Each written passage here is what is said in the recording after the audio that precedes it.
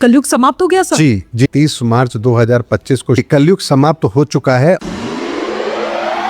और धर्मयुग शुरू हो चुका है। ये साल 2026 का साल परिणामों के लिए जाना जाएगा।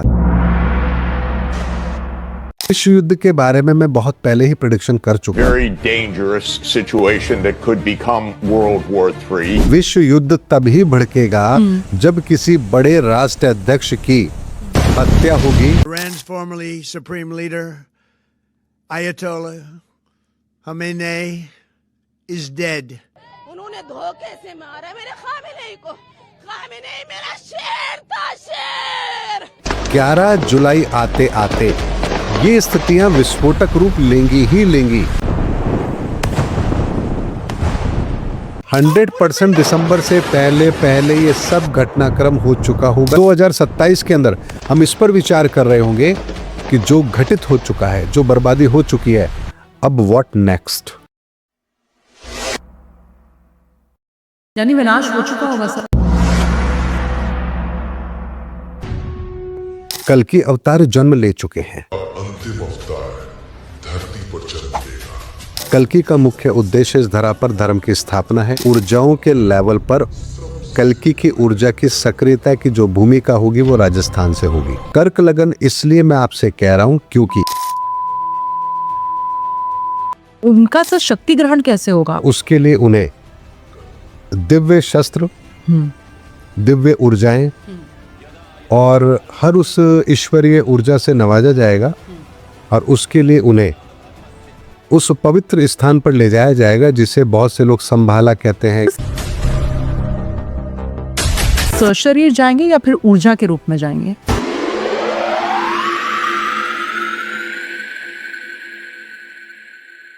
हंड्रेड 2026 के अंदर शारदीय नवरात्रों के बाद में कल्कि का उदय हो जाएगा। सर महीना यानी अक्टूबर नवंबर क्या? अक्टूबर नवंबर।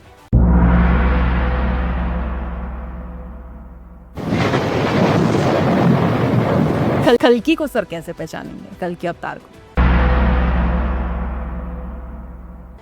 डोनाल्ड ट्रंप तो इस समय कली का चेहरा, ये तो स्पष्ट हो चुका है।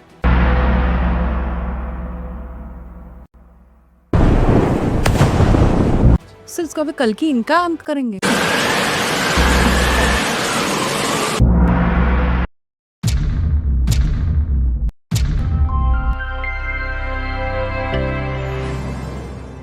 नमस्कार, मैं हूं Kavita Singh. Raw and real podcast में एक बार फिर से आपका स्वागत है। इस वक्त स्टूडियो में हमारे साथ खास मेहमान जुड़े हुए हैं। जयपुर से आपके लिए उन्होंने समय निकाला है, यहां पहुंच चुके हैं। इस वक्त हमारे साथ सनातन ऋषि डॉक्टर मनोज गुप्ता जी खुद मौजूद है। आप मान सकते हैं 13 साल की नाजुक उम्र से उन्होंने कैलकुलेशन शुरू कर दी। उन्होंने कहा कि ब्रह्मांड के जरिए एक ऐसी ऊर्जा उनको मिली कि अपने आप दिव्य संदेश उन्हें मिलने लगे और वक्त रहते उन्होंने उसे डिकोड करना भी शुरू कर दिया। ऐसी प्रेडिक्शन 2018 से वो करते आए हैं जिसने लोगों को वाकई में सन्नाटे में डाल दिया, क्योंकि एक के बाद एक उनकी भविष्यवाणियां सही साबित हो गई। बहुत बहुत धन्यवाद आपका भी और आपके दर्शकों का भी। सर पन्नों में क्या है? देखिए, इन पन्नों में मैं कैलकुलेशन सारी के सारी करके लाया हूं 2018 से लेकर आगे 2027 तक की जी। कि कब कब क्या क्या होगा, किस तरह से होगा।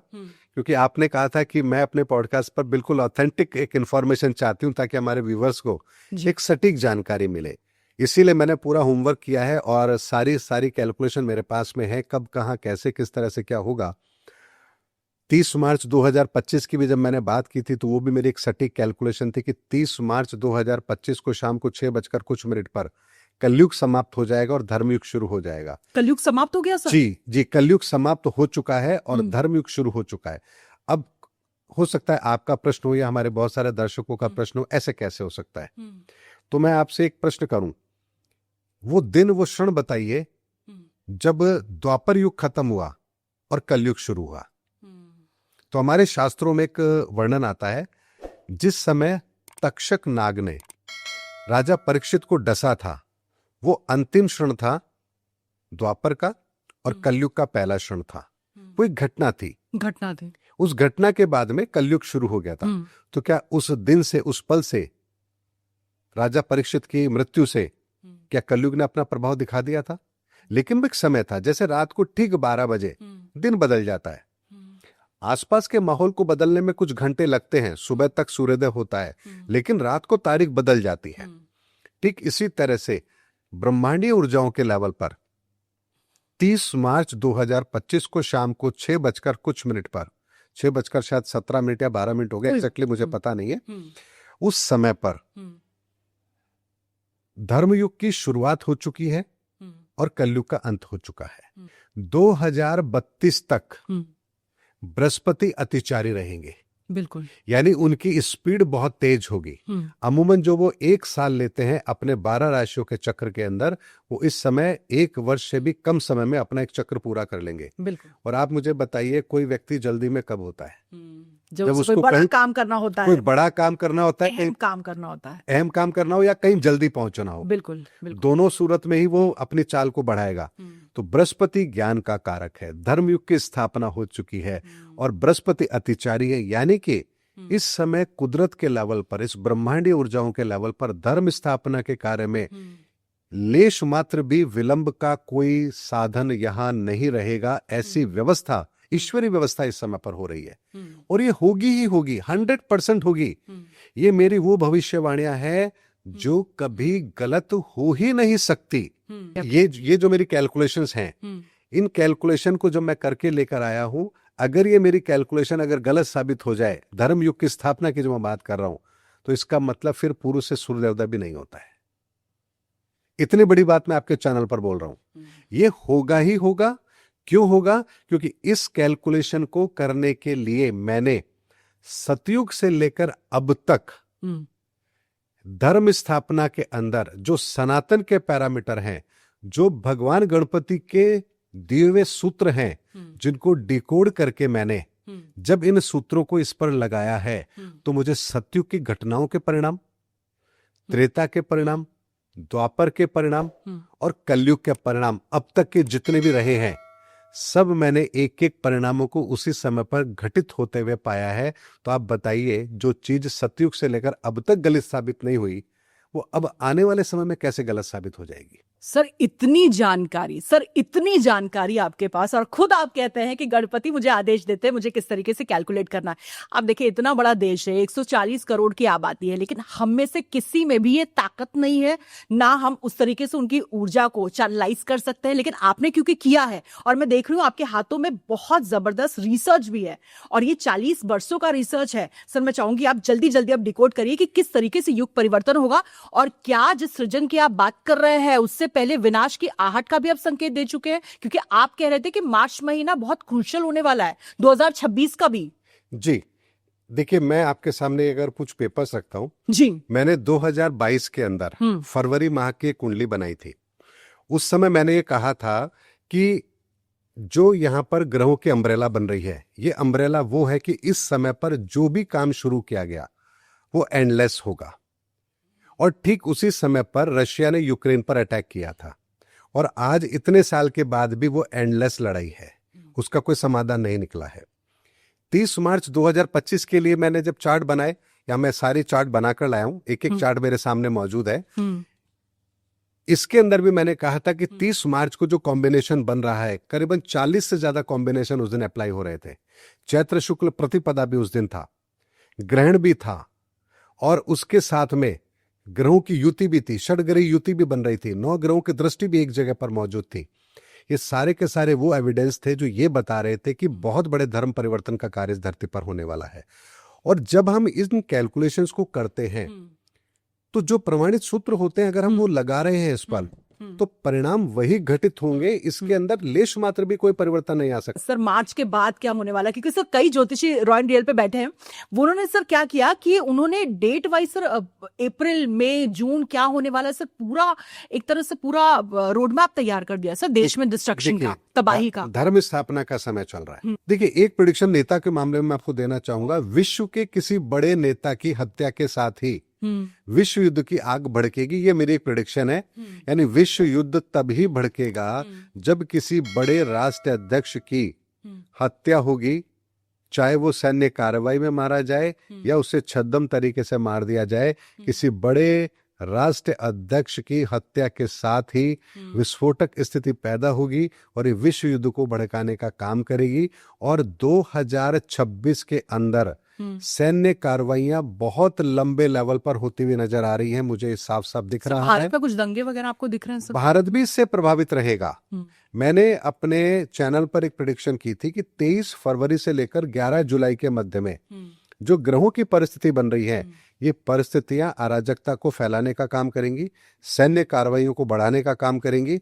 हाल ही में आपने देखा है अफगानिस्तान और पाकिस्तान के बीच में युद्ध छिड़ा है, दोनों आपस में लड़ रहे हैं। इसके साथ ही आज की डेट में जब हम पॉडकास्ट बना रहे हैं तो अमेरिका ने इजराइल के साथ मिलकर के ईरान पर अटैक किया है। ये घटना भी आज की है और ये सारी की सारी घटनाएं 23 फरवरी के बाद की हैं और 11 जुलाई आते आते ये स्थितियां विस्फोटक रूप लेंगी ही लेंगी, इसमें कहीं कोई दो राय नहीं है। विश्व इस समय कई मोर्चों पर युद्ध लड़ रहा है, लेकिन हम इन छद्म युद्धों को क्यों देख रहे हैं, किसी बड़े युद्ध को क्यों नहीं देख रहे? क्योंकि हमें एक डर है, क्योंकि कई राष्ट्र परमाणु शस्त्रों के साथ लैस हैं। अगर कहीं पर भी इनका उपयोग हुआ तो बहुत बड़ी मानव क्षति होगी। लेकिन जिस दिन ये डर निकल जाएगा या कोई भी देश इस परिस्थिति में आ गया कि अब मैं तो नहीं बचूंगा लेकिन दुनिया को भी नहीं छोड़ूंगा, उस दिन ये इतनी घातक परिस्थिति हो जाएगी कि जिसे संभालना बहुत ज्यादा मुश्किल होगा।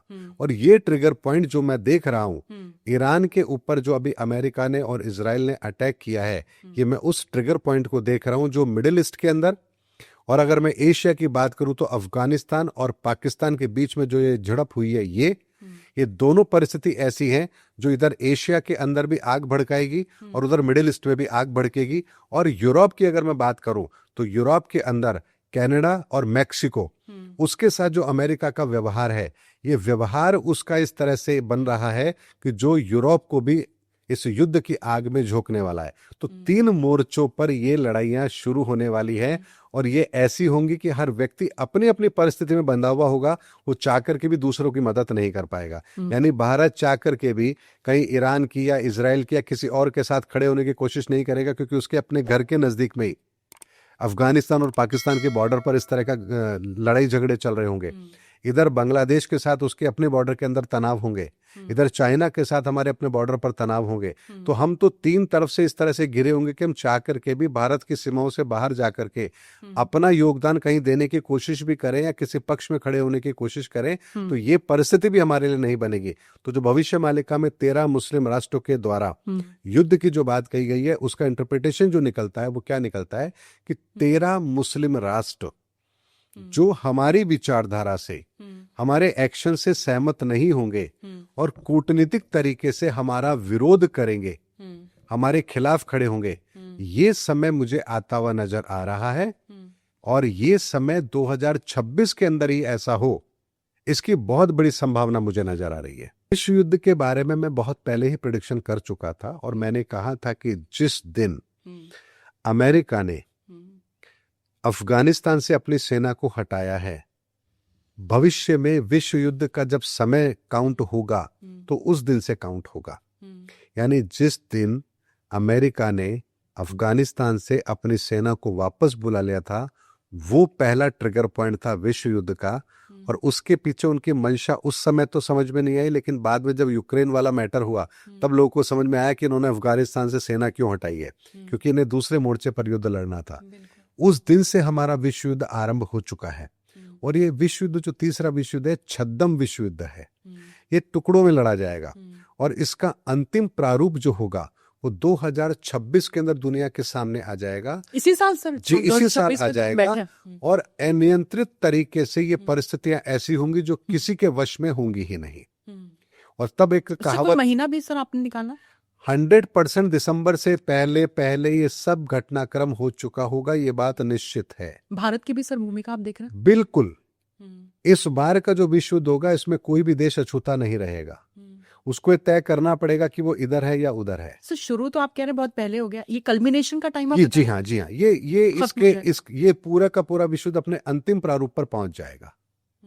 और 2027 के अंदर हम इस पर विचार कर रहे होंगे कि जो घटित हो चुका है, जो बर्बादी हो चुकी है, अब व्हाट नेक्स्ट, अब क्या करें।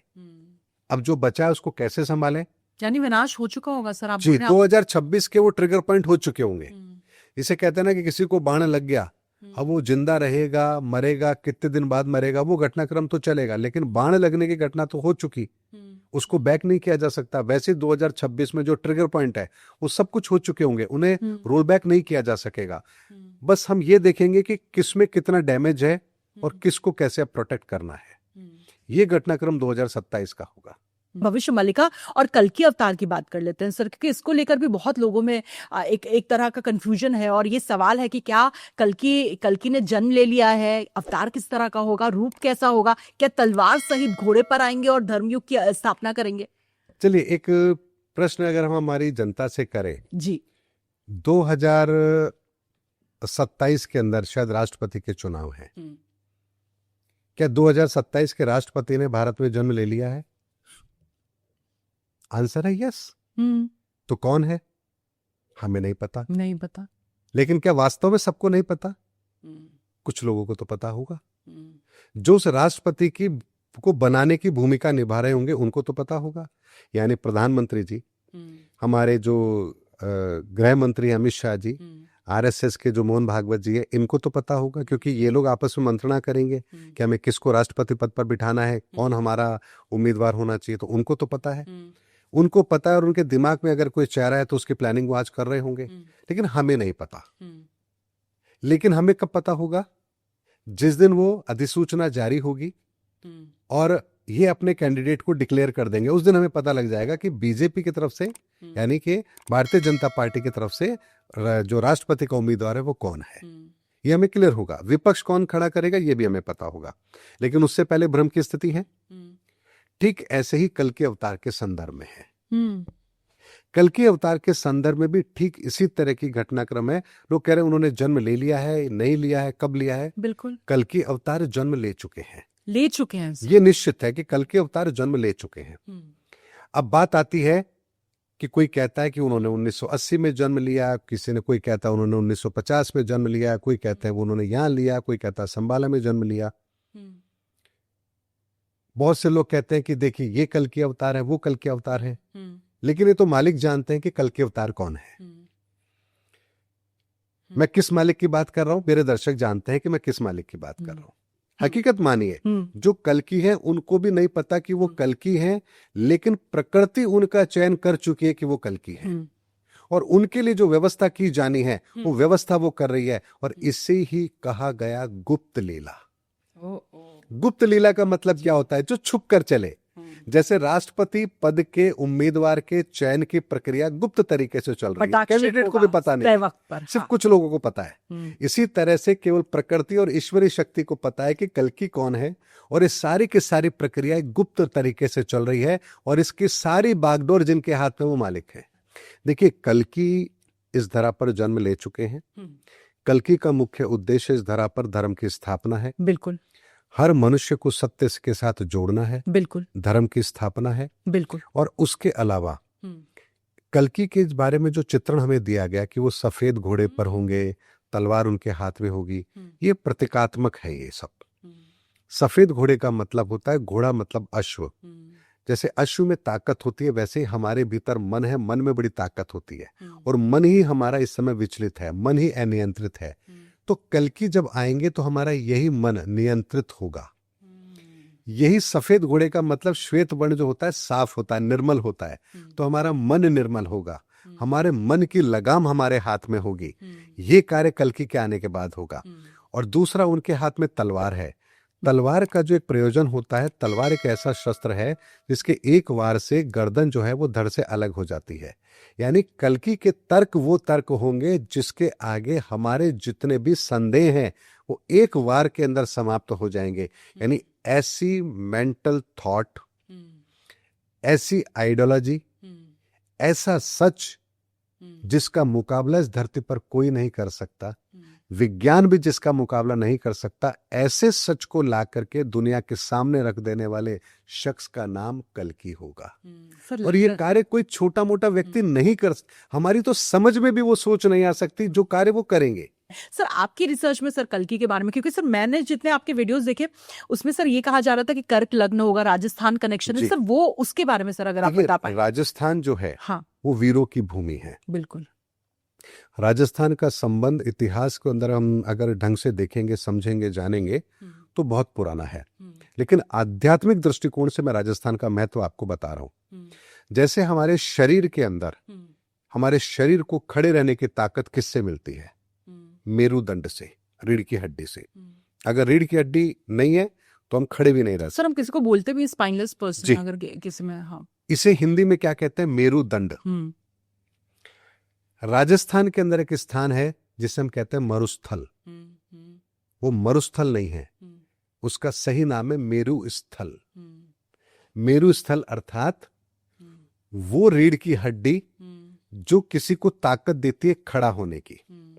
यानी राजस्थान की भूमि वो भूमि है जो धर्म को पनपने की जगह देती है, धर्म को स्टैब्लिश करने की जगह देती है। ब्रह्मांडीय ऊर्जाओं की बात बता रहा हूं, उनके द्वारा डिकोड की गई बात मैं आप लोगों के सामने रख रहा हूं।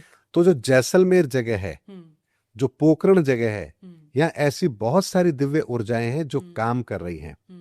भगवान शिव का एक ऐसा अमृत जिसके बारे में कोई नहीं जानता, वो राजस्थान में मौजूद है, जिसको भी अभी सक्रिय होना है। खाटू श्याम जी, श्याम बाबा, वो राजस्थान के अंदर है। इस शक्ति का, श्याम बाबा की शक्ति का राहु से बहुत बड़ा कनेक्शन है और वर्तमान में राहु बहुत बड़ा काम कर रहे हैं। तो ऐसे बहुत सारे एविडेंस हैं जो राजस्थान के साथ जुड़े हुए हैं। गौतम ऋषि के द्वारा जयपुर के महाराजा जय सिंह जी को सारा कल्कि का सत्य बताया गया और उन्हें आदेश किया गया कि आपको जयपुर के अंदर जयपुर की स्थापना करनी है और कल्कि का मंदिर बनवाना है। तो जयपुर में कल्कि का मंदिर भी है। यानी ऊर्जाओं के लेवल पर कल्कि की ऊर्जा की सक्रियता की जो भूमिका होगी वो राजस्थान से होगी। और कर्क लगन इसलिए मैं आपसे कह रहा हूं क्योंकि भगवान राम सूर्यवंशी हैं और भगवान राम की कुंडली भी कर्क लगन की है। बिल्कुल। और कर्क लगन की कुंडली जो होती है उसके रूलिंग प्लैनेट जो होते हैं वो चंद्रमा होते हैं। चंद्रमा श्वेत वर्ण को रिप्रेजेंट करते हैं।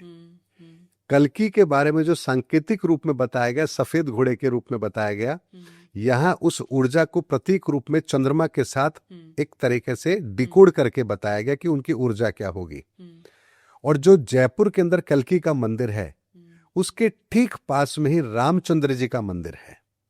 लेकिन सबसे बड़ी विशेषता आपको बताता हूं, ना तो रामचंद्र जी के मंदिर में मूर्ति की स्थापना हुई है और ना कल्कि के मंदिर में मूर्ति की स्थापना हुई है। वो दोनों मंदिर आज भी बिना मूर्ति स्थापना के हैं। वहां वैसे कोई विग्रह कुछ रख दिया गया और पूजा होती है, लेकिन उन दोनों मंदिरों में आज तक कोई प्राण प्रतिष्ठा नहीं हुई है। क्योंकि जिस ऊर्जा को आना है उसकी प्राण प्रतिष्ठा पहले कैसे हो सकती है? उनकी तो प्राण प्रतिष्ठा आने के बाद होगी। इसलिए कल्कि के उदय का जो एक समय है और उनकी ऊर्जाओं के बारे में है, बहुत सारी ऐसी बातें हैं जिन्हें दर्शक डाइजेस्ट नहीं कर पाएंगे। क्यों नहीं कर पाएंगे? क्योंकि हम तो जब धर्म की बात करते हैं तो हमारे मन में क्या आता है? भगवान ईश्वर मतलब ऐसे करेंगे हाथ, उनके हाथ से किरणें निकलेंगी और सब कुछ बदल जाएगा। तो फिर भाई विष्णु जी वहीं से कर लेते रावण के लिए, धरती पर राम बन के आने की जरूरत क्या थी? भगवान कृष्ण ऐसे हाथ करते और महाभारत का युद्ध समाप्त हो जाता। फिर अर्जुन को गांडीव उठाने के लिए प्रेरित करने की जरूरत क्या थी?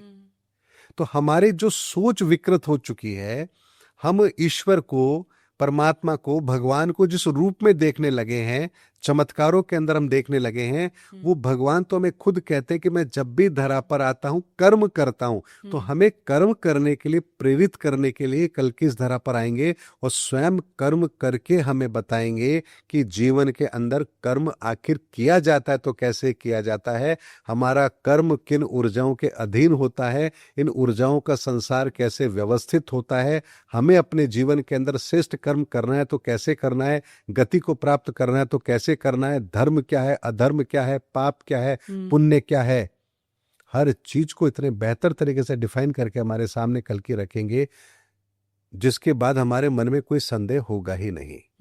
तो अभी तो बहुत कुछ काम होना बाकी है, बहुत कुछ काम होना सर बाकी है। उदय हो जाएगा इस साल, अगर आप बता पाए? 100% 2026 के अंदर शारदीय नवरात्रों के बाद में कल्कि का उदय हो जाएगा। सर महीना यानी अक्टूबर नवंबर क्या? अक्टूबर नवंबर शारदीय नवरात्रा मैंने कहा 10वीं का दिन है, तब तक कल्कि का उदय हो जाएगा, ये बात निश्चित है। ये तारीख भी स्वयं ईश्वरी ऊर्जा के द्वारा निर्धारित की गई है। और सर ये आपको कब ये संदेश मिला? ये संदेश मुझे 2024 में मिल चुका था।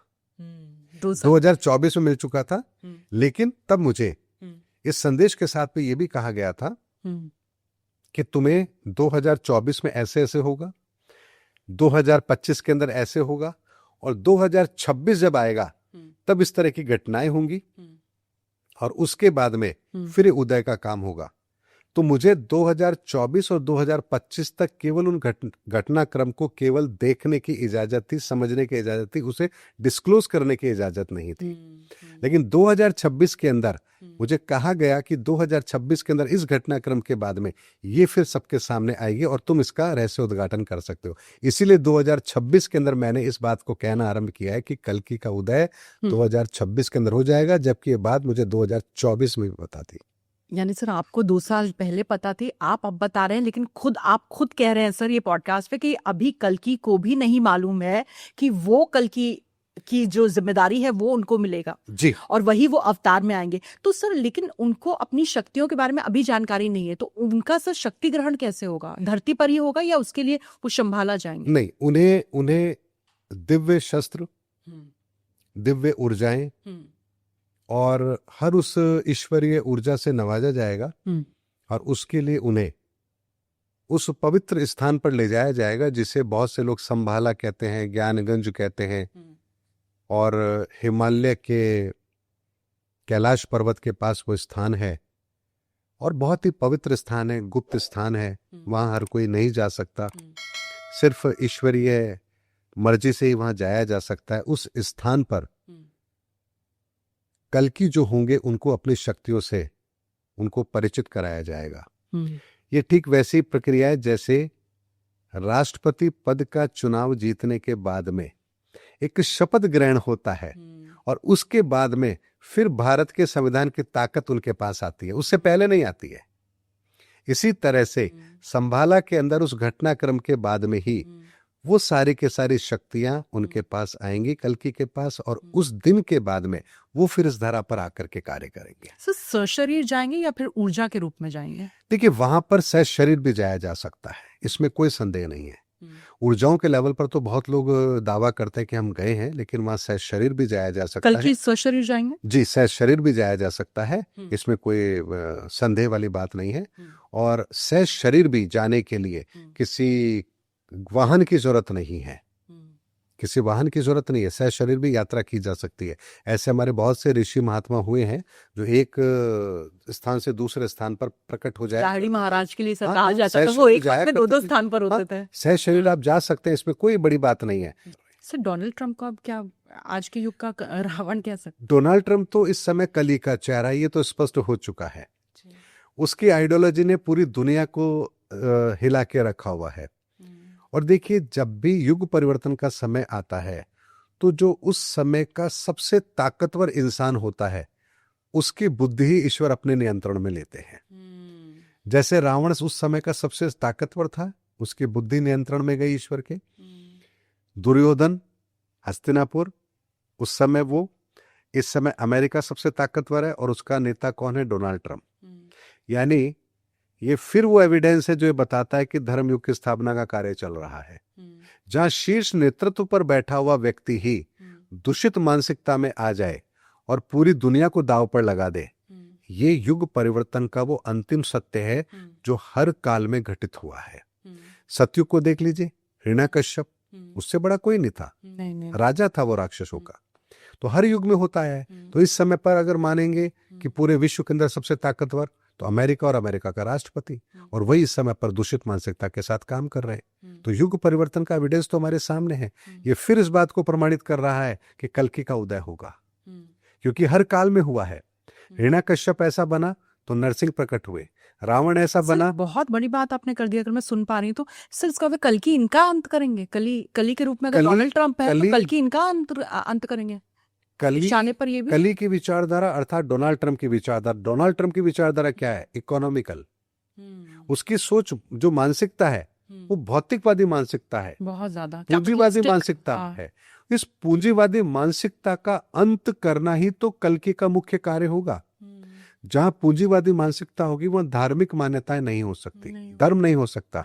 और धर्म को एस्टेब्लिश होना है तो हमारी पूंजीवादी मानसिकता का अंत होना निश्चित है। तो कल्कि जो होंगे वो इसी मानसिकता का अंत करेंगे। कल्कि को सर कैसे पहचानेंगे, कल्कि अवतार को? कल्कि को अगर आप पहचानना चाहते हैं तो एक ही पैरामीटर है और वो है सनातन। सनातन के पैरामीटर पर ही आप कल्कि को पहचान पाएंगे। इस दुविधा को दूर करने के लिए एक छोटा सा एग्जांपल आपको दे देता हूं। जब लक्ष्मण को शक्ति बाण लगा, भगवान राम की गोद में थे। भगवान राम हनुमान जी को क्या कह रहे हैं? हनुमान, लक्ष्मण के प्राण बचा लो। सोचिए उस समय हनुमान जी के मन में क्या विचार होने चाहिए? ये प्रभु है, मुझसे हेल्प मांग रहे हैं, ऐसा विचार थे? नहीं। उन्होंने हाथ जोड़ के कहा, प्रभु क्या आज्ञा है मेरे लिए। तो सोचिए, उन्होंने ऊर्जाओं के लेवल पर राम को भगवान माना था, उन्होंने क्रियाओं के आधार पर नहीं माना था। लेकिन हम लोग कल्कि को क्रियाओं के आधार पर जज करने के लिए बैठे, इसीलिए कल्कि हमें दिखाई देते भी नहीं है, हम कल्कि को पहचान भी नहीं पाते हैं। क्योंकि हम जब भी कल्कि कोई सामने आएंगे, हम क्या कंपेयर करेंगे? कोई कहेगा सफेद घोड़ा कहाँ है, हाथ पे तलवार कहाँ है, अरे तो संभाला में तो हुए नहीं, इनकी माता का नाम तो ये है नहीं, ये कैसे हो सकते हैं, वो कैसे हो सकते हैं, अरे ये तो राजपूत हैं, अरे ये तो ये हैं। हमारे इतने सारे प्रश्न होंगे कि हम संदेह में पड़ जाएंगे। लेकिन जो ऊर्जाओं के लेवल पर अपने आप को सनातन से जोड़ लेगा, उसका हृदय गवाही देगा कि ये जो मेरे सामने ऊर्जा है ये साधारण ऊर्जा नहीं है, ये वो ऊर्जा है जिसके पास आने पर मेरे मन को सुकून मिल गया। मेरी अतृप्त आत्मा जो बरसों बरसों से जन्म जन्मांतर से तड़प रही थी, इनसे मिलते ही मुझे वो सुकून मिल गया। ये वो पैरामीटर होगा जहां आप कल्कि को पहचान जाएंगे। वरना कल्कि अपना काम करेंगे और सारा काम करके और चले भी जाएंगे, और लोग तब सोचेंगे अरे ये कल्कि थे। क्योंकि काम की, आप कोई भी अगर काम होता है तो उसका एनालिसिस हम बाद में करते हैं। भगवान राम के समय पर धोबी ने उन्हें भगवान नहीं माना, भगवान कृष्ण सामने खड़े हैं, दुर्योधन ने उन्हें भगवान नहीं माना। तो ये हमारी विडंबना है कि हम जब भी अवतार हमारे सामने आए हैं तब हमने उन्हें अवतार नहीं माना। लेकिन इस बार का रोल बड़ा अलग है। इस बार का रोल अलग इसलिए है क्योंकि राम ने धर्म की स्थापना की तो उनका क्राइटेरिया बहुत छोटा था। ठीक है, यानी कि रावण का वध कर दिया, धर्म की स्थापना हो गई। भगवान कृष्ण के सामने क्राइटेरिया भी बहुत छोटा था, ज्यादा बड़ा नहीं था। कौरवों का अंत हो गया, धर्म स्थापना हो गई। लेकिन इस बार कल्कि का किसी से द्वेष तो है नहीं, व्यक्तिगत दुश्मनी है नहीं। कल्कि का कार्य कली को समाप्त करना है, और कली हम सबकी विचारधारा में बैठा हुआ है। तो सोचिए कल्कि का कार्य कितना बड़ा होगा, जो हमारी विचारधारा में बैठे उस कली को मारकर हमारे भीतर उस ईश्वरीय चेतना को जागृत कर देंगे। इतना बड़ा कार्य, और वो भी 800 करोड़ लोगों के बीच में। ये कार्य छोटा कार्य नहीं है। इसीलिए जब कल्कि आएंगे तो इस बार वो गुप्त नहीं रह पाएंगे। इस बार उनका जो परिचय होगा दुनिया के अंदर ऐसे होगा जैसे जंगल में आग लगती है ना सूखे पत्तों में, तब पूरी आग भड़कती है। वैसे ही कल्कि का जब कार्य आरंभ होगा तो पूरी दुनिया उनकी बातों को सुनने के लिए बाध्य होगी। हम अपने अपने धार्मिक शास्त्र ग्रंथों को निकाल करके दोबारा से उसको डिकोड करने की कोशिश करेंगे कि आखिर जो कहा गया था उसका सही मतलब ये है क्या। और यहां से फिर हम उस सत्य को स्वीकार करेंगे, और तब दुनिया एक धर्म को मानने वाली होगी। क्योंकि एक धर्म को हम ऐसे नहीं मान लेंगे। आज 800 करोड़ लोगों के बीच में इतने सारे धर्म हैं। कोई हिंदू धर्म को मानने वाला यूं ही नई विचारधारा को स्वीकार नहीं कर लेगा, इस्लाम को मानने वाला यूं ही नई विचारधारा को स्वीकार नहीं कर लेगा। लेकिन इस्लाम की गहराई में जो सच है, अगर वो उसके सामने रख दिया जाए तो, अगर हिंदू धर्म की सच्चाई, सनातन की सच्चाई वो अगर रख दी जाए तो, हम कहते हैं ईश्वर एक है, अल्लाह एक है, वो एक को अगर दुनिया के सामने लाकर रख दिया जाए तो तब तो हम मानने को तैयार होंगे, और वही सच को उजागर करने का कार्य कल्कि करेंगे। तो बहुत बड़ा कार्य है, बहुत बड़ा कार्य है। सो उससे पहले क्या कोई विनाश भी होगा सर? विनाश तो होता है, विनाश तो होता है, होता आया है, और हर 2500 साल में विनाश होता है। भगवान राम के समय पर भी राम सेतु बना, उसके बाद वो पानी के अंदर समा गया। आप कह रहे थे तब मंत्रों की शक्ति थी, वो शून्य पर आ गई। हाँ, फिर उसके वो आयाम भी शून्य में समाया, यानी त्रेता युग के समाप्त होने के बाद में सारी की सारी ऊर्जाएं शून्य में समाप्त हो बाहुबल की जाती पूरी है। ऊर्जा शून्य जी, में। तो सर जी। इस बार क्या ये बुद्ध वाली ऊर्जा मैं देख रही हूँ जी, पूरी? ये बुद्ध वाली ऊर्जा है। इसीलिए आप देखिए कि पिछले अगर हम 200-250 साल की बात करेंगे, लाइट का आविष्कार आई थिंक 1771 में हुआ है। 1771 से पहले हम लाइट के बारे में जानते भी नहीं थे। 1771 से अगर हम आज की बात करेंगे तो मुश्किल से 250 साल हुए। 250 साल के अंदर हम लाइट के आविष्कार से लेकर के और आज हम कहाँ तक आ गए हैं, इस पूरे 250 साल की यात्रा को देखिए तो हजारों साल की यात्रा, वर्षों से 250 साल की यात्रा अपने आप में आपको बहुत बड़ी दिखाई देगी। लेकिन इसी समय पर क्यों होती है?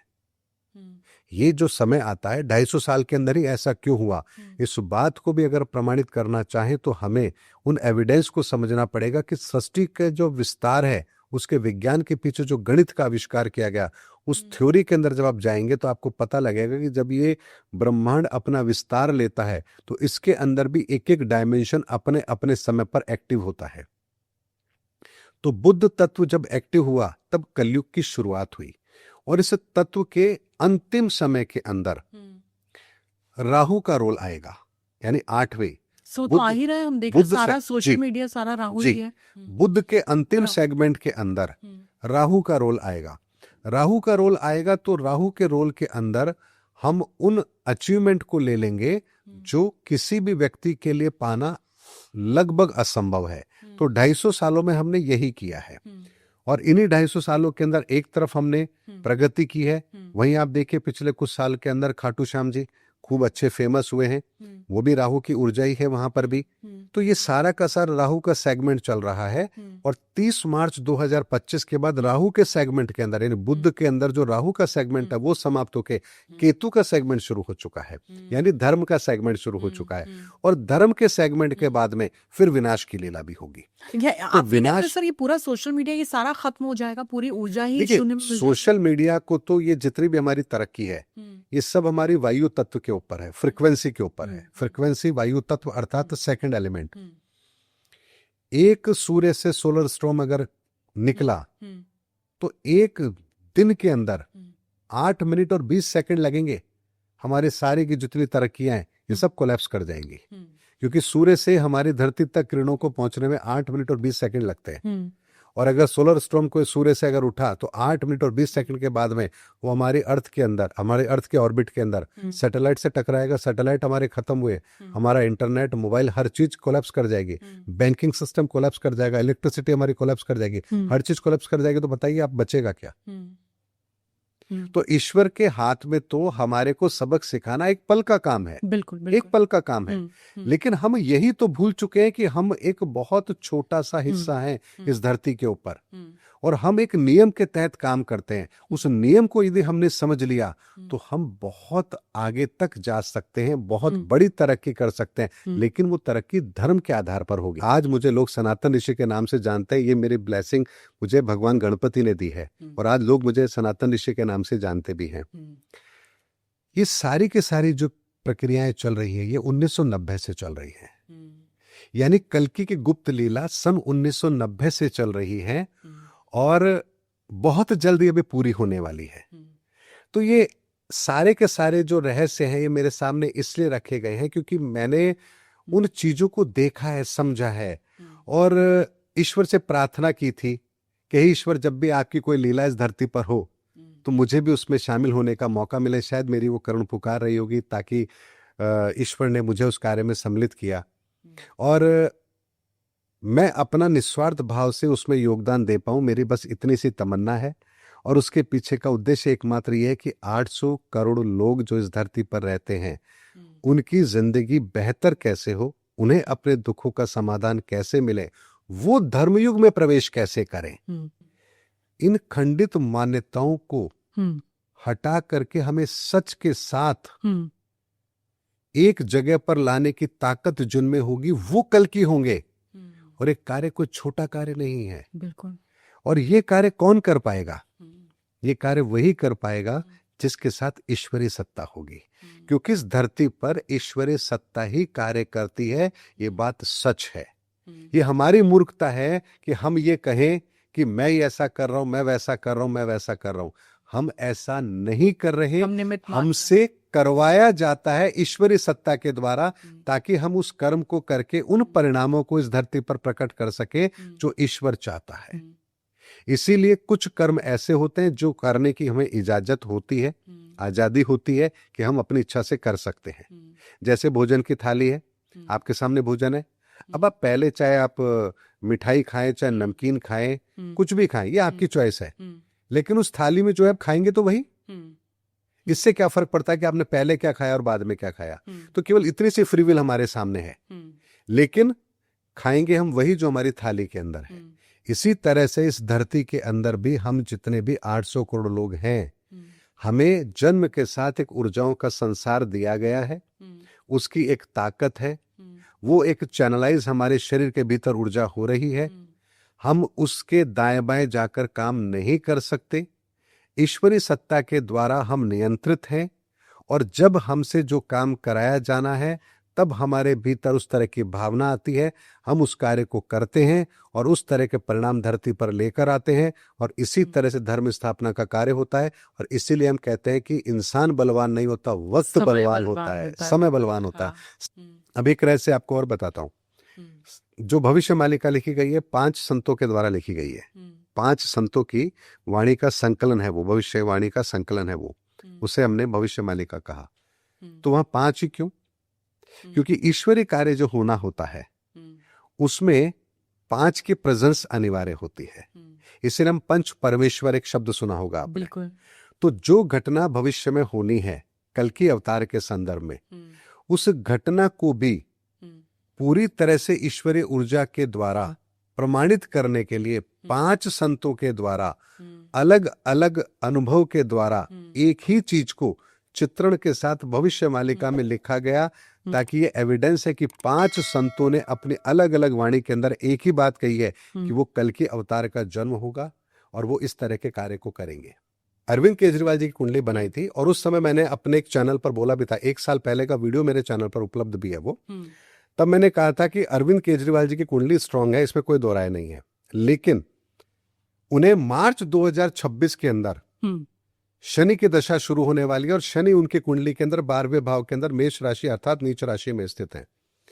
अगर उन्होंने कुछ गलत किया है तो शनि उनको बख्शने वाले नहीं है। सर किसमें? लिकर गेट की आप बात कर रहे हैं? मैं किसी, हाँ, जो लीकर केस उनके ऊपर हुआ या किसी भी वो तरह के जेल चले गए थे। जी, चाहे भ्रष्टाचार के उन पर आरोप लगे हैं, बिल्कुल। अगर उन्होंने गलत किया है तो मार्च 2026 के बाद से उनका वो हाल होगा कि वो खुद नहीं पहचान पाएंगे। यानी आपने ये कहा था जी। कि मार्च में नतीजा आ जाएगा? जी बिल्कुल, मेरा वो वीडियो अवेलेबल है यूट्यूब पर। और अगर वो ईमानदार हैं, अगर उन्होंने गलत नहीं किया, उनको फंसाया गया है, तो मार्च 2026 के बाद वो अपनी राजनीति का वो अध्याय शुरू करेंगे जो बहुत लंबे समय तक जाना जाएगा। और ठीक मार्च 2026 अभी शुरू हुआ भी नहीं है, उससे पहले ही वो फैसला भी आता है और उन्हें बाइज्जत बरी कर दिया जाता है उस केस के अंदर कि कोई एविडेंस वहां पर मौजूद नहीं है। क्योंकि शनि इस समय पर, जब 2018 से लेकर 2027 तक सारे परिवर्तन की बागडोर उनके हाथ में है, और शनि की दशा अगर अरविंद केजरीवाल जी को शुरू हो रही है तो न्याय करेंगे? तो न्याय तो 100% होगा, और उसके साथ होगा जो सही है। अगर वो गलत होते तो भी उनके साथ न्याय होता, उनको सजा मिलती, और ऐसी मिलती कि उनका पॉलिटिकल करियर खत्म होता। लेकिन अगर वो सही हैं तो शनि ने यहां पर उनको बाइज्जत बरी करवाया है। और ये मैं 1 साल पहले बोल चुका हूं। एक के बाद एक ऐसे ट्रिगर पॉइंट इस समय पर हो रहे हैं दुनिया के अंदर, जो दिखने में छोटे दिख रहे हैं, लेकिन उनके परिणाम बहुत बड़े होंगे। और सर कब आएंगे? बहुत बड़े होंगे। 2027 तक। और 2026 से शुरुआत हो चुकी है।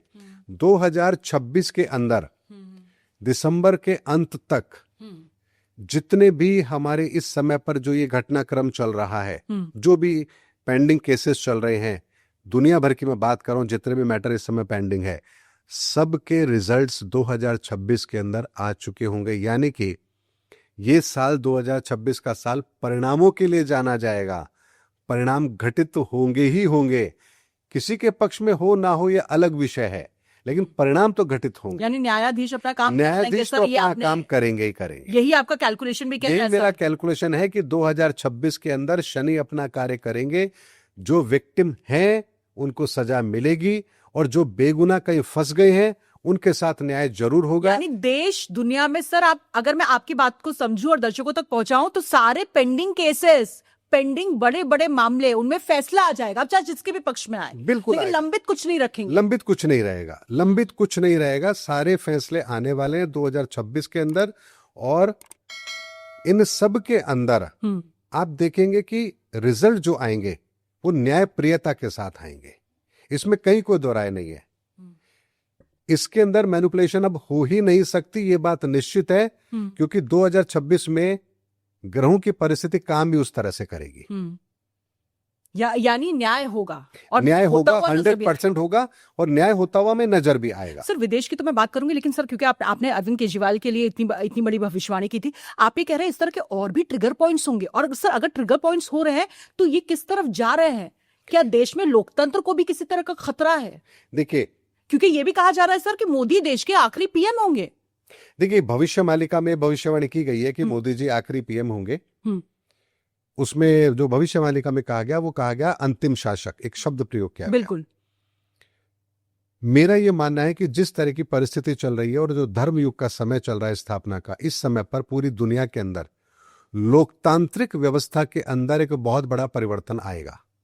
जैसे राजशाही समाप्त होकर के लोकतांत्रिक व्यवस्था ने जन्म लिया था, उसी तरह से अब लोकतांत्रिक व्यवस्था समाप्त होकर के ईश्वरीय व्यवस्था इस धरती पर काम करे, उसका एक बहुत बड़ा रोड मैप तैयार होगा, और ये काम अगले 4 से 5 सालों के अंदर पूरा हो जाएगा। 2032 तक, बृहस्पति के अतिचारी रहने तक ये कार्य पूरा हो जाएगा। ये भी वो भविष्यवाणी है जो 100% सही होगी। तो शंकराचार्य को लेकर कोई प्रेडिक्शन है आपकी सर? जी, शंकराचार्य जी की मैं बात करूं तो जो इस समय पर घटनाक्रम हुआ है, इस घटनाक्रम के अंदर अगर वो दोषी हैं तो भी, और वो दोषी नहीं है तो भी, दोनों सूरत में धर्म की बहुत बड़ी हानि होने वाली है।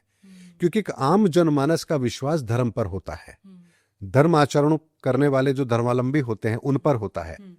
अगर वो इस तरह के कृत्यों में लिप्त पाए जाते हैं तो धर्म के मामले में हम अपने आप को ठगा हुआ महसूस करते हैं। बिल्कुल। और अगर मान लीजिए वो ऐसे नहीं है और उन पर आरोप लगे हैं, तो हमारे मन में एक बात आती है कि ऐसी घृणित मानसिकता कैसे हो सकती है जहां हम किसी धर्म के पद पर बैठे व्यक्ति के ऊपर भी ऐसे आरोप लगा दे। क्या ये घृणित राजनीति का दूसरा चेहरा है? तो दोनों सूरत के अंदर, उनके दोषी होने पर भी और उनके दोषी नहीं होने पर भी, दोनों सूरत के अंदर यहाँ पर धर्म की क्षति जरूर होगी। सर ये भी आपने कैलकुलेशन? जी, ये भी मैंने कैलकुलेशन की है। सर जेल जाएंगे या नहीं जाएंगे, इसको लेकर सर बड़ा विवाद है। देखिए, उनके जेल जाने के अंदर अगर मैं बात करूं तो मेरे पास में उनकी जन्म कुंडली नहीं है। बिल्कुल।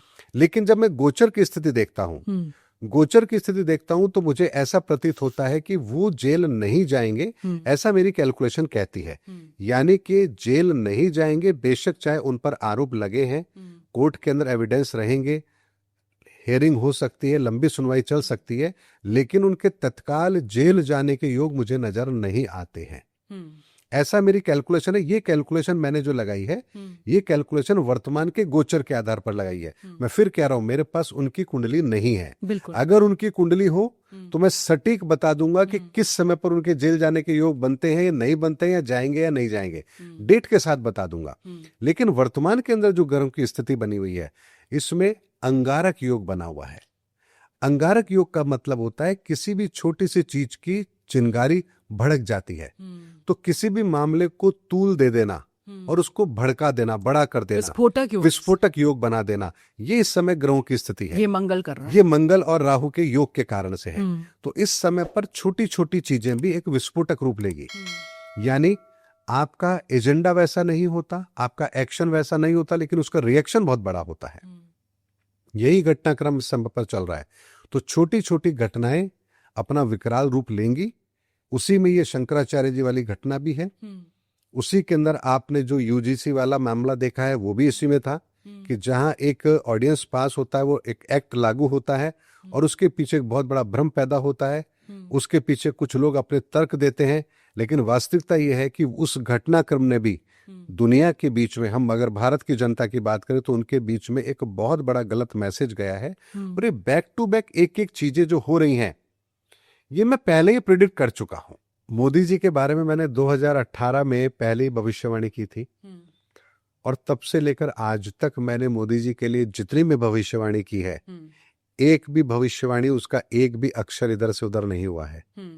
और इस बार की भी भविष्यवाणी मैं ऑलरेडी कर चुका हूं कि जून 2025 से मोदी जी के लिए समय ऐसा शुरू हो चुका है जो दिसंबर 2027 तक है, जो रोज उनके लिए नए चैलेंजेस लेकर आता रहेगा। एक चैलेंज खत्म होगा नहीं, दूसरा चैलेंज आएगा, दूसरा खत्म नहीं होगा, तीसरा पहले आ जाएगा, और ये घटनाक्रम दिसंबर 2027 तक चलेगा। सर कार्यकाल पूरा कर पाएंगे? और इस बीच में 2026 के अंतिम से लेकर के और जून 2027 के मध्य में एक समय ऐसा भी आएगा जब उनकी कुर्सी पर खतरा भी होगा। अब खतरा होगा, उसमें कुर्सी जाएगी या नहीं जाएगी, ये इस बात से तय होगा कि वो किस तरीके से अपने काम को कर रहे हैं। वो राजनीतिक स्तर पर आकर काम कर रहे हैं या धर्म के स्तर पर आकर कार्य कर रहे हैं। अगर धर्म के पैरामीटर पर कार्य कर रहे हैं तो ये चुनौती वो आराम से पार करके निकल जाएंगे। लेकिन अगर उनकी सोच केवल और केवल राजनीतिक रही तो 2027 के जून से पहले पहले उनकी कुर्सी को खतरा हो, इसकी संभावना मोर देन 100% बनी हुई है। इसमें कहीं कोई संदेह नहीं है। इसीलिए डिपेंड करेगा उनके ऊपर कि वो किस तरह से काम कर रहे हैं, धर्म को ध्यान में रखकर काम कर रहे हैं या राजनीतिक समीकरण को ध्यान में रख के काम कर रहे हैं। युग परिवर्तन का समय है, हम सबको बहुत बड़ी तैयारी करनी है बदलाव की, धर्म युग के बदलाव की। और ये बदलाव भौतिक स्तर पर नहीं होगा, ये बदलाव हमें अपने आंतरिक स्तर पर करना है, हर व्यक्ति को करना है, अपने जीवन में करना है। हमें उस सत्य को समझना है जिस सत्य के ऊपर ये धरती टिकी है, धर्म टिका है, हम टिके हैं, विज्ञान टिका है, सनातन टिका है, हर चीज उस सत्य पर टिका है, और उस सत्य का नाम है सनातन। अगर उसको जान लेंगे तो फिर कुछ जानना शेष ही नहीं रहेगा। ना ईश्वर को जानना शेष रहेगा, ना परमात्मा को जानना शेष रहेगा, ना भगवान को समझना शेष रहेगा, ना खुद के बारे में जानना शेष रहेगा, ना भविष्य जानना शेष रहेगा, ना भूतकाल आपसे छिपा रहेगा। कुछ भी तो जानना शेष नहीं रहेगा अगर हमने सनातन को समझ लिया तो। लेकिन सनातन वो नहीं है जिसे हम आज समझ के बैठे हैं कि मैंने भगवा धारण कर लिया या तिलक लगा लिया, जय श्री राम बोल रहा हूं, नारे लगा रहा हूं, तो ये सनातन है। ये तो क्रियाएं हैं, ये तो धर्म की क्रियाएं हैं। सनातन तो वो है जो ये प्रमाणित करता है कि उस शून्य से ब्रह्मांड का निर्माण कैसे हुआ, ये मैकेनिज्म काम कैसे करता है। आज हम धरती पर अगर इस समय हैं और ये जो परिस्थिति बनी है, क्या ये इसी समय बननी थी? अगर इसी समय बननी थी तो आगे क्या होना है, एक एक चीज प्रमाणित है। हाँ मनोज सर, कब आपको ऐसा लगा कि जो युग परिवर्तन की बात हो रही है, धर्म को लेकर जो आपके अपने अनुभव रहे हैं, जो भूमिका रही है, उसके बारे में सर कब आपने विचार करना शुरू किया? देखिए, मैं वैसे तो 13 साल की उम्र से ही ये एस्ट्रोलॉजिकल कैलकुलेशंस मैं कर रहा हूँ। जी सर। अपने बारे में भी मुझे बहुत कुछ पता था। अपने लाइफ के अंदर मेरे को कब इस तरह का एक समय देखना पड़ेगा जब मैं मौत के मुंह से अपने आप को वापस लेकर आऊंगा, वो सब मैंने टाइम फ्रेम अपना देखा है, और वो सारी की सारी घटनाएं मेरे जीवन में एज इट इज घटित हुई है।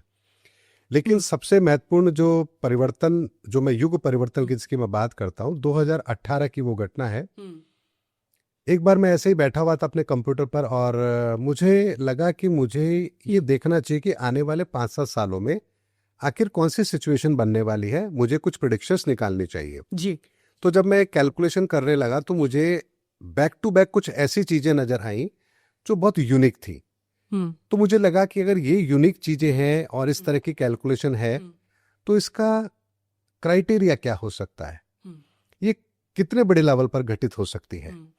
तो मैंने फिर कहा कि पीछे जाकर के देखते हैं कि क्या ऐसे कॉम्बिनेशन पीछे कुछ बने हैं, अगर बने हैं तो उनका इम्पैक्ट उस समय पर क्या रहा।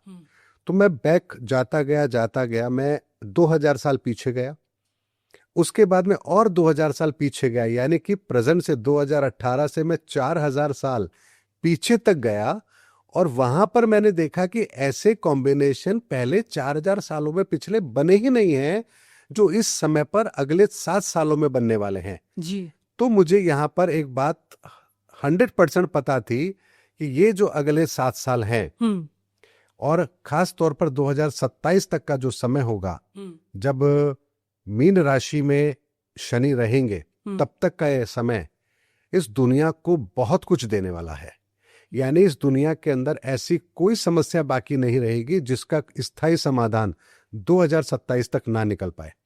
और तब मैंने एक वीडियो बनाया था और उसका टाइटल था शनि करने वाले हैं विश्व में बहुत बड़ा चमत्कार।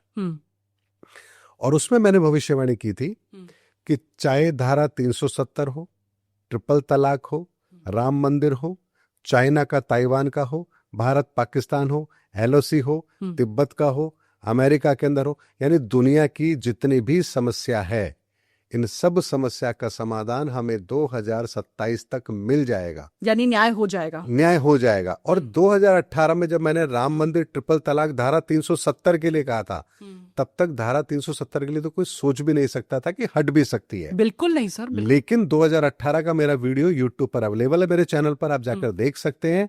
और धारा 370 भी हटी है, राम मंदिर का निर्माण भी हुआ है, ट्रिपल तलाक भी हुआ है।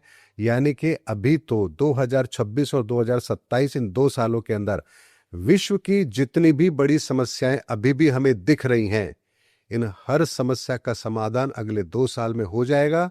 या तो समाधान हो जाएगा या समस्या को जड़ से ही समाप्त कर दिया जाएगा। सर आपके हाथ में पेपर भी मैं देख रही हूँ, ये सर कौन सी रिसर्च है सर जो इस वक्त आप लेकर आए हैं? देखिए, ब्रह्मांड के अंदर जो ग्रहों की गति है, ये गति यूं ही नहीं है, इसके पीछे एक मैकेनिज्म काम करता है। और जैसे ब्रह्मांड का विस्तार अनंत है, एक बिग बैंग से हमारे ब्रह्मांड की रचना शुरू होती है, बिल्कुल, और अनंत काल तक ये विस्तार होता चला जाएगा। इस बीच में हमारी धरती का भी उदय हुआ, इस धरती का भी एक टाइम साइकिल है, उसके बाद ये धरती भी समाप्त हो जाएगी, उसके बाद नए युग की शुरुआत होगी, नए युग से मतलब नई सृष्टि की रचना होगी। ये सारी कैलकुलेशन हो रही है, लेकिन आखिर ये हो कैसे रही है, इसका टाइम फ्रेम क्या है, ये कैसे एग्जिस्ट करती है, कब ऐसा समय आएगा जब हमें कोई बहुत बड़ा परिवर्तन नजर आएगा, उस समय प्लैनेटरी पोजीशन क्या होगी। अगर ये ऐसा विज्ञान है तो उसको आखिर हम डिकोड कैसे कर सकते हैं, एक प्रश्न आता है मन में।